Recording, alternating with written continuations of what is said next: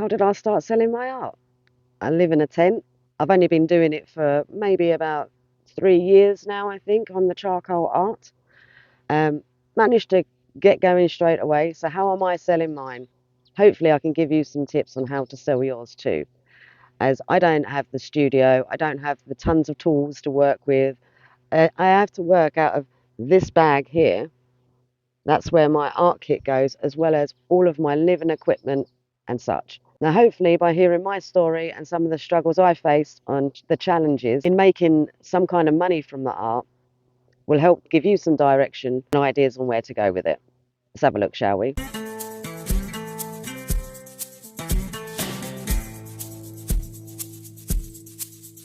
A good place to start, I guess, is at the very beginning, right? So I kind of cheated initially.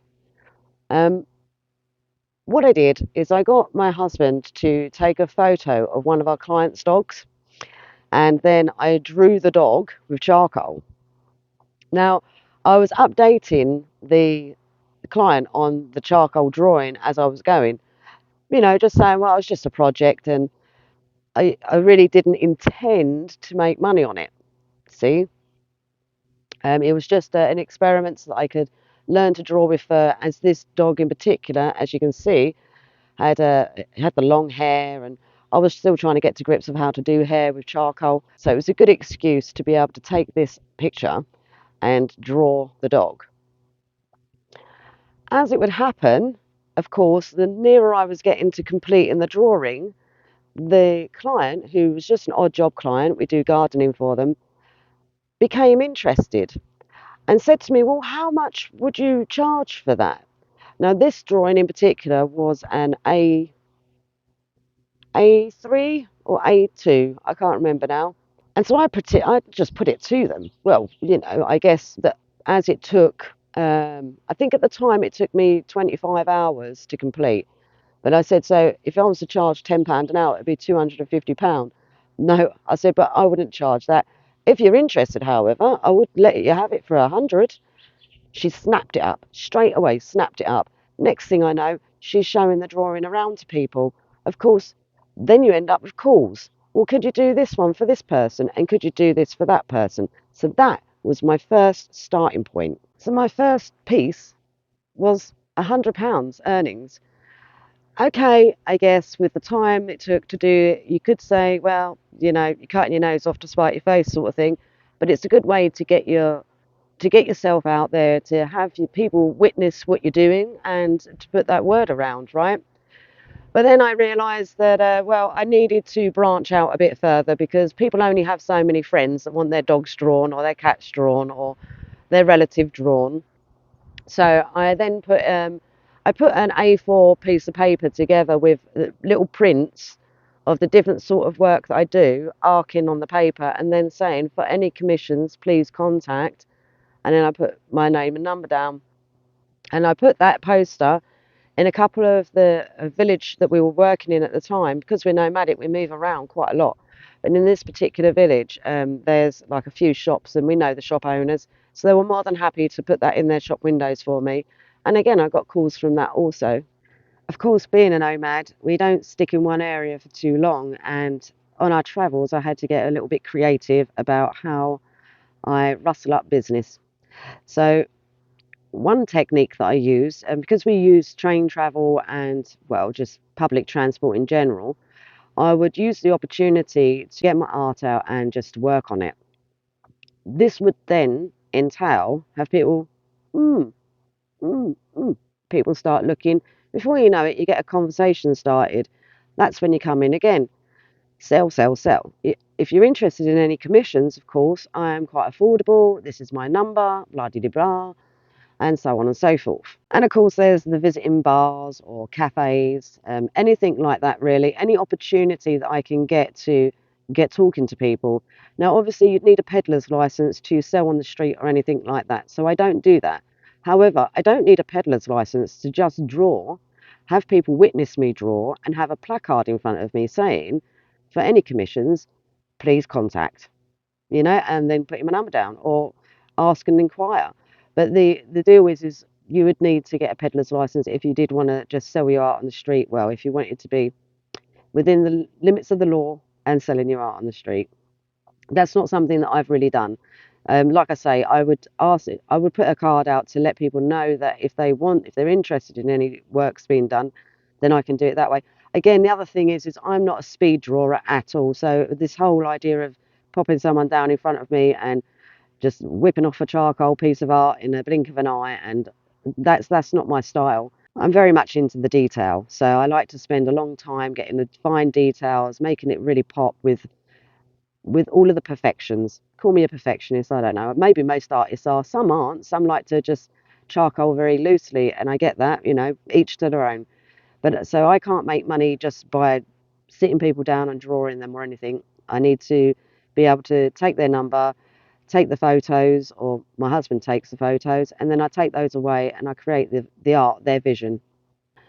Of course, then if you've got an email address, you can send them updates as you go, which people often appreciate.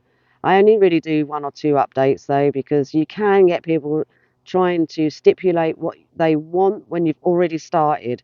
That's something, but there's something that can get a little bit annoying, and I really try not to over update. Of course, being a nomad and living out of a tent, I do hit some problems, and I have to get creative.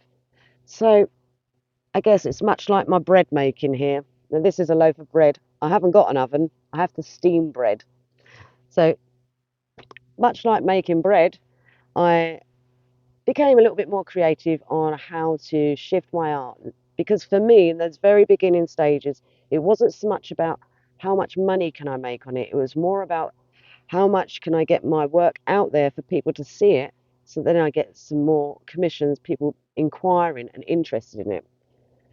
So I appreciate this is a very unique method, and probably very unique just because I'm a nomad and the way we live, and of course the work we do. Because we odd job and we do a lot of work odd jobbing, our clients often provide us things like showers, charges for when we want to charge our electrical equipment up, washing machines, things like that. So sometimes they'll often, if they've got a big job, they'll ask if we want to stay in their garden or something like that. Now, I was able to then mix and match how I made my bread. See what I did there?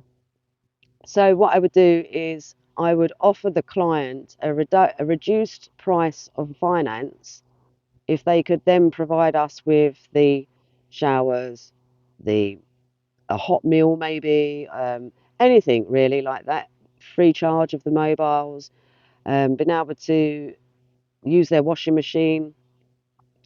This, of course, then I would say would reduce the cost, of course, helps assist our lifestyle. So it's a win-win. The client wins because they get a, a piece of artwork for a fraction of what it would usually have cost them.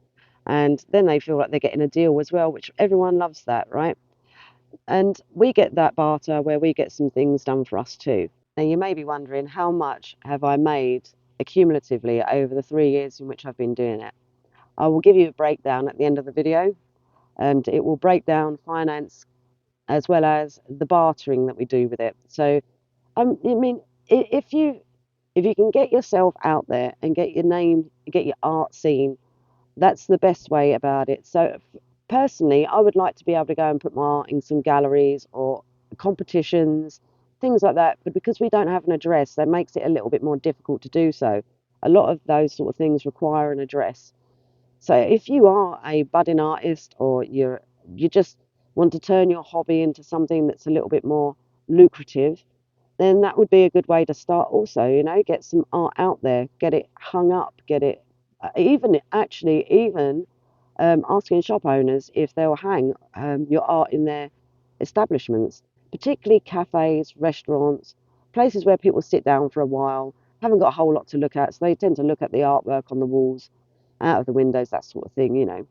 But yeah, get your name out there. It's easy enough to do. If you put a phone number somewhere near your art so that people know how to contact you if they wish to have a commission done, or if they wish to buy the piece that's hung, you can do that also.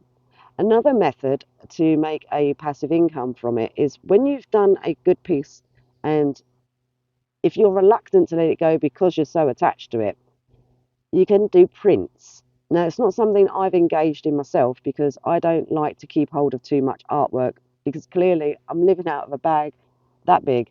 So I can't really keep hold of too much, only enough really to act as a portfolio.